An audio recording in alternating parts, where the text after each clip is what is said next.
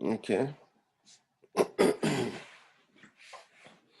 Writing on the screen may be a little bit sloppy.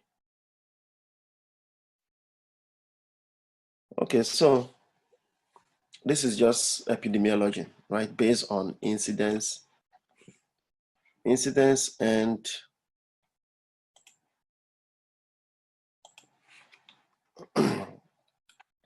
mortality.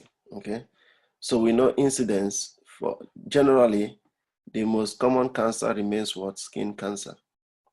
Now, following skin cancer for men, okay, number one is prostate, then lungs, then colorectal cancer. Okay, for women it is breast cancer, the same lungs, number two, and number three colorectal cancer. Okay, then in terms of mortality, mortality means what? Death, right? People that die from cancer. What type of cancer? Number one becomes what? Lung cancer.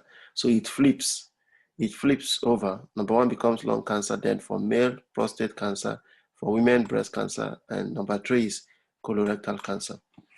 Okay, so one way the body is going to ask you this, they give you, for example, a 54-year-old woman who presents and no complaints, or she's a business executive, she comes for a yearly routine examination, the family history, and then they tell you her husband's sister, okay, the husband's sister died from complications secondary to what? Diabetic retinopathy or diabetic nephropathy. Diabetic nephropathy. And they ask you, assuming this patient were to die from a malignancy, which of the following would it be? Okay. So if your question is asking you, this husband sister history is not a family history.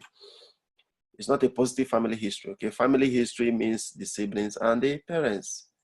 Okay. So they throw in something like that just to throw you off guard, and then they tell you maybe the patient's sister, the sister's husband has whatever condition going on.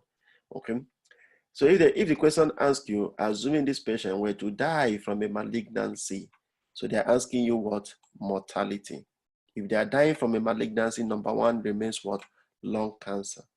Okay. If they ask you, assuming this patient were to be diagnosed with a malignancy, so assuming they were to develop a malignancy in the next 5 years, now they're asking you based on what? Incidence. Okay. And you want to go with either skin cancer, if it's there in the option, if not there in the option, then for women, breast cancer. Okay. Now, assuming the question asks you, assuming this patient were to die, generally, they didn't specify dying from a malignancy. They ask you, assuming this patient were to die in the next couple of years, the number one cause of death worldwide will be what? Coronary artery disease or cardiovascular disease. Okay. Cardiovascular disease, leading cause of death worldwide. Okay. Then in terms of children, incidence and mortality, number one remains, they are both the same thing, okay? Leukemia, okay? Leukemia. Then you have brain and CNS, neuroblastoma, okay? All right, so that's how you get tested on that. Then for this, like we said, the key thing here is to know the key feature of each of the phases in clinical trials, okay? This is experimental trials. Just think of drugs, medications. So phase one is asking about the safety. So in phase one, you're giving it to what? Healthy volunteers. The reason why you use healthy people is because if you give the drug initially to sick people compared to healthy people, okay, healthy people are most likely to, if there's any adverse effect of the medication, right? Healthy people are the ones that are most likely to recover, okay, from it.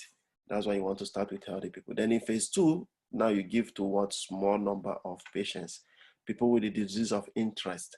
Okay, phase two. The question in phase two is, does the drug work?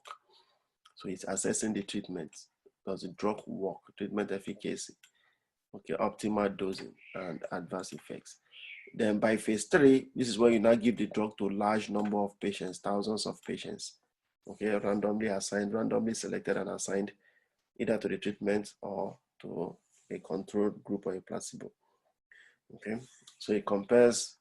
The question is this: is the drug good or better? okay, compared to a standard of care. Then phase 4 is your post-marketing surveillance of the drug. So, and the drug needs to pass phase 3 for it to be approved by your FDA. Okay, for the drug to be approved by FDA, it has to pass what? Phase 3. And even after approval and the drug goes into the market, we still have what? A post-marketing surveillance. And we've had drugs that have been recalled from the market, okay, in phase 4. The reason is this. Now, remember during our clinical trials, phase 3, we're using just thousands of patients, right?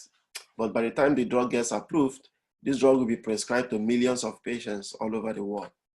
Okay, so there are some adverse effects you may not see that may not manifest in those during the clinical trial that will not show up in the post-marketing surveillance. So it's not just that the patients show up with adverse effects, it's about the severity of the effect. Take, for example, you have this medication, wonderful medication, has passed through clinical trial, okay? And then when it goes into post-marketing surveillance, we now have patients that are presenting with rash. And this wasn't a side adverse effect that was seen during the clinical trial, during the clinical phase trials, right? But that's not enough reason for the drug to be recalled, okay? It's not a good reason for the drug to be withdrawn from the market.